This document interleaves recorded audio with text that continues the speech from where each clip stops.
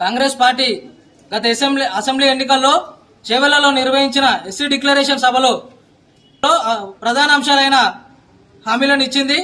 అది అంబేద్కర్ అభయాసం కింద ప్రతి ఎస్సీ కుటుంబానికి 12 లక్షల రూపాయలు దళిత బంధులాగా ఇస్తానని చెప్పింది.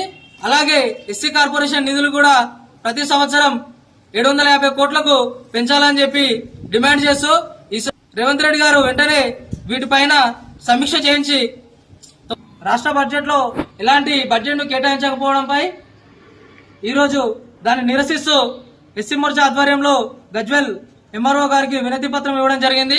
కావున వెంటనే దీనిపై ఆలోచన చేసి ఎస్సీ కుటుంబాలను ఆదుకోవాలని చెప్పి రాష్ట్ర ప్రభుత్వాన్ని డిమాండ్ చేస్తా ఉన్నాం.